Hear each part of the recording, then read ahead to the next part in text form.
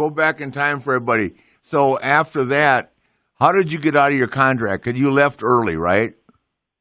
Well, no, I didn't leave early. What happened was, around that time, because Bischoff obviously didn't know about this meeting with Vince. Nobody knew. I kept it total secret. It never got out.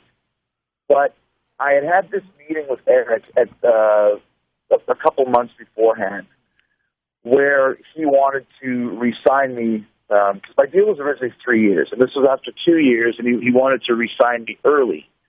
And I had just turned heel, and I had done the thing with Goldberg, where Goldberg didn't want to work with me, and it just turned into a real mess.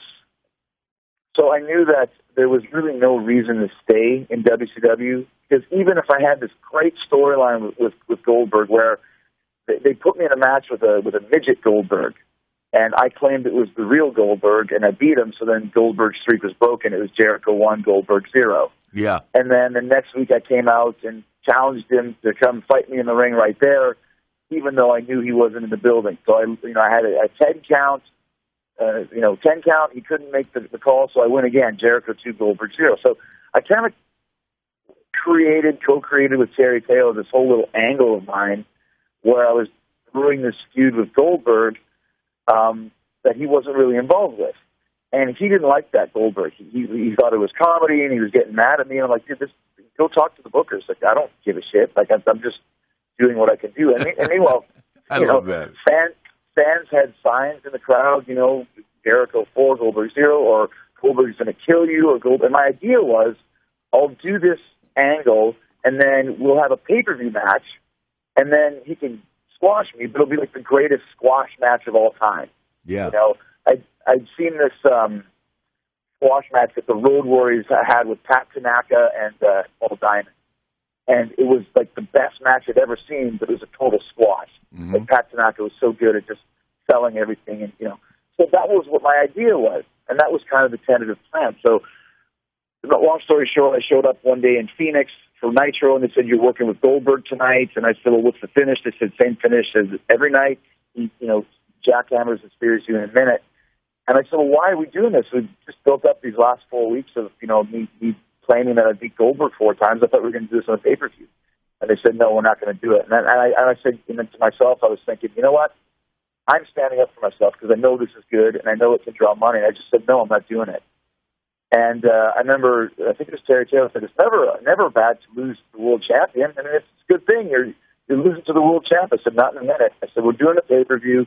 We're doing the 5-minute squash, just like we talked about. I'm not doing it. And then I went and hid. In the upstairs. It's a trick I learned from Benoit. I went and hid upstairs until the show started. They couldn't find me. They just forgot about it. So I didn't have to do it. Typical WCW disorganized. So then the next week I show up in Long Island. That's great. Just hide, right? So the next week I show up in Long Island, and they said the same thing. They said, okay, Jericho versus Goldberg, he's going to pin you in a minute. I was like, no, we're not doing this. And so I got called into a meeting in Long Island at the Uniondale Coliseum.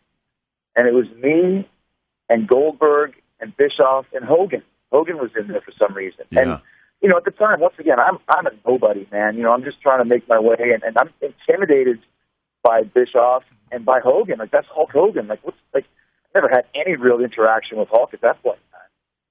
So the three of them were basically yelling at me, like, why are you refusing to do a job to Goldberg? And why are you doing this? And who do you think you are? And I was like, I'm not refusing to do a job for Goldberg.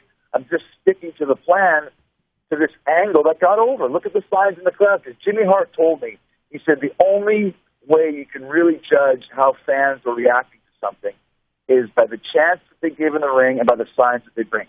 They make their own signs. They bring them to the arena. We have nothing to do with it.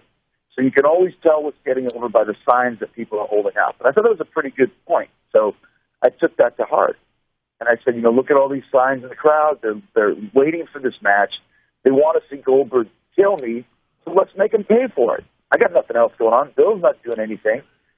So, and then Goldberg was just flipping out. He's like, I'm the guy that stands in the sparks. I breathe in smoke. I breathe in sparks. I breathe in fire. I'm the world champ. And I said, yeah, if I kick you in the nuts right now, you'll go down just like everybody else. And this. Well, you did. Didn't you have to choke him out or something? Well, yeah, I'll tell you the story in a bit, but Bischoff goes, "Hey, calm down, boys. You guys shouldn't be fighting." And then Hogan actually was like, "Okay, well, he has a point here. What do you suggest we do tonight, Chris?" And I said, "Well, let me go to the ring. I'll do a promo with Mean Gene. I'll once again brag that Goldberg's scared of me and he's not here. And then midway through my promo, do a split screen where Goldberg shows up in the arena and sees me in the ring and flips out and comes down to the ring. And as he's walking down the aisle, I'll be walking down the aisle with my back to the entranceway, like basking in the glory of the fans. And when I turn around, have Goldberg do like a 30-yard dash and spear me in the aisleway, like the biggest spear of all time. Yeah.